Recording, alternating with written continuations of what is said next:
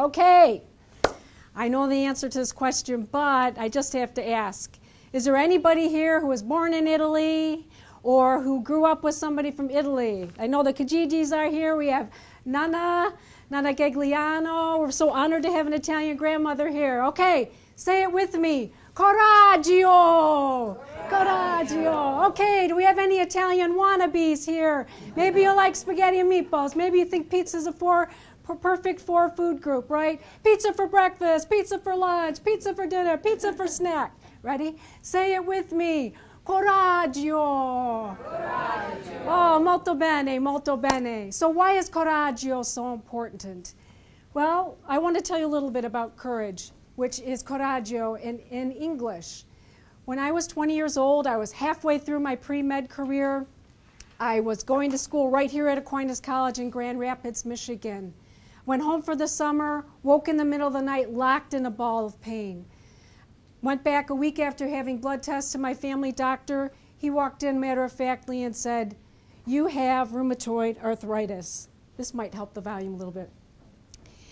So, you know, in my best, just got out of a teenhood voice, I said, well, okay, just tell me what I need to do because I'm going back to school in the fall because I'm going to be a doctor. And he said, oh no, this disease will cripple you. But don't worry, we have institutions with nice people that'll care for you. Well, I got in my car and drove straight to Nona's house, and Nona is grandmother in Italian. And Nona and I sat on the couch, and I told her that this doctor said I had rheumatoid arthritis, and the doctor said that I would be crippled. There was no crying, no wailing, because that's not the testadura Italiano way, the testadura Calabrese way, and the testadura in Italian is the hard head way. We both were silent, had our eyes toward the ground, and then almost in a whisper, I heard Nona say, "Coraggio, Lisa, coraggio." And it took me years to understand the power of courage, the power behind those three simple words Nona said to me that day. And in those years, I made it through undergrad, but barely. The rheumatoid arthritis was ferocious and had eaten through most of my joint linings, including my knees. I moved in with my grandmother and my mother and her mother into California. And pretty soon I was bedridden, so they took care of the feeding, bathing, and toileting of their adult child and their adult grandchild. But we stormed the heavens and we tried everything imaginable because we believed that I would have a cure and walk someday.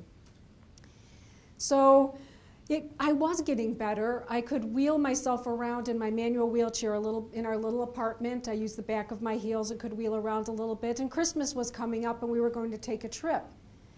And as it got closer to the time of the trip, it was decided that, well, my wheelchair probably wasn't going to fit, and what will we do about the rest stops? So I decided, you know what, I'll stay, and we'll have a big celebration when you come back. And a family friend who was also going to be away from family, she came to stay with me. Everything was settled. My mom and her mom drove off. Well, it wasn't soon after that that the family friend decided that she couldn't be away from her family, so she left. So I was in the apartment alone, but for the first time in 2 years. And I was alone when I got the call from the volunteer at the hospital saying that my mom had been killed in a car accident and that my grandmother was clinging for life in an intensive care unit. And the stress mounted and mounted in the days after that. And when it came time to give my mom's eulogy at the memorial service, somebody took my wheelchair, wheeled it into the front of the church, turned it around to face the people sitting in the pews. And so I started to tell what a beautiful person, a beautiful soul Julia had.